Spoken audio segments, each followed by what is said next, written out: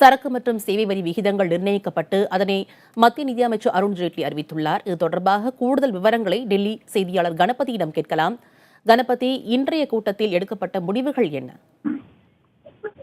இன்றைய GST council கூட்டத்திலே பல்வேறு மாநிலங்களைச் சேர்ந்த அமைச்சர்கள் மற்றும் அதிகாரிகள் கலந்து கொண்டார்கள். தமிழகத்தின் சார்பாக அமைச்சர் பாண்டியராஜன் கலந்து கொண்டார். இன்றைய கூட்டத்திலே ஜிஎஸ்டி வரியாக எந்தெந்த பொருட்களுக்கு எவ்வளவு வரி விதிக்க வேண்டும் என்ற விஷயம் ஆலோசிக்கப்பட்டது.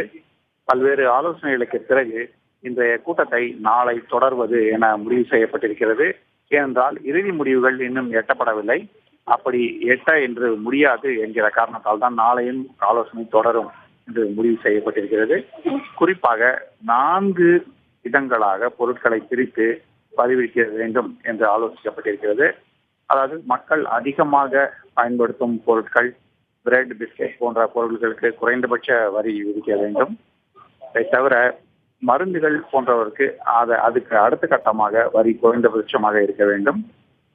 தொழிற்சாலை பொருட்கள், அதாவது இரும்பு, ஸ்டீல் போன்ற பொருட்களுக்கு நடுவாக 18% வரி வரை விதிக்கலாம் என்று ஆலோசிக்கப்பட்டிருக்கிறது. மிகப்பெரிய கார்கள், சிகரெட் போன்ற பொருட்கள் அத்தியாவசிய பொருட்களே கிடையாது. ஆனால் அவற்றுக்கு வரி அதிகபட்சமாக இருக்க வேண்டும். இந்த அதிகபட்ச வரி 26 அல்லது 28% இருக்க வேண்டும் என்று ஆலோசனை செய்யப்பட்டிருக்கிறது. இதை தவிர மிகவும் அதிக வரி விகிதத்திலே இருக்கும் பொருட்களுக்கு, அத்தியாவசியம் அல்லாத பொருட்களுக்கு தனியாக ஒரு லக்ஸரி டாக்ஸ் என்கிற வரியும் விதிக்கலாம் என ஆலோசிக்கப்பட்டிருக்கிறது. இது விலை உயர்ந்த கடிகாரங்கள், விலை உயர்ந்த கார்கள் போன்ற பொருட்களுக்கு விதிக்கப்படலாம் என தெரிகிறது.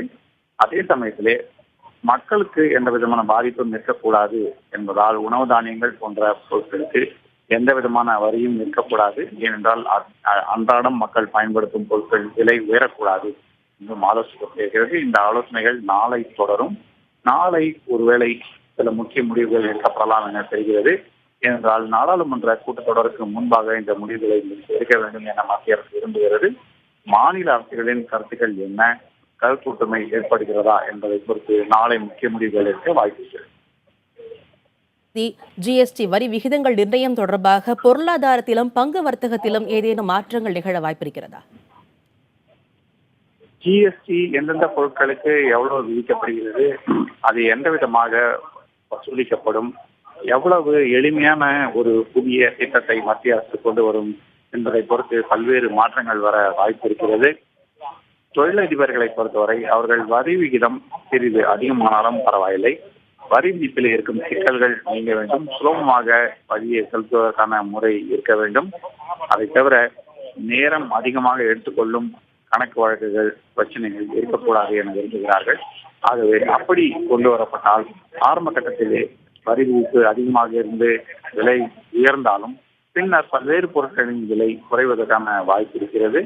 அதற்கு ஏற்ற வகையில் தான் ஜிஎஸ்டியின் தாக்கம் இருக்கும் என தெரிகிறது. ஆரம்பத்திலே இதனால் பொதுமக்களுக்கு என்ன பயன் இருக்கும் என்பதை பற்றி இன்னும் ஆலோசனைகள் நடந்து கொண்டிருக்கின்றன. ஆனால் போக போக நிச்சயமாக இதன் காரணமாக பொதுமக்களுக்கும் சரி, அதாவது நுகர்வோருக்கும் சரி, தொழிலதிபர்களுக்கும் சரி, 2 பக்கங்களுக்குமே வாய்ப்பு பல்வேறு பெருகி அவர்களுக்கு இதன் காரணமாக ஒரு பக்கம் விலை குறைவு, இன்னொரு பக்கம் வரி விகிதம் குறைவு என்ற 2 பலன்களும் கிடைக்கும் என எதிர்பார்க்கப்படுகிறது.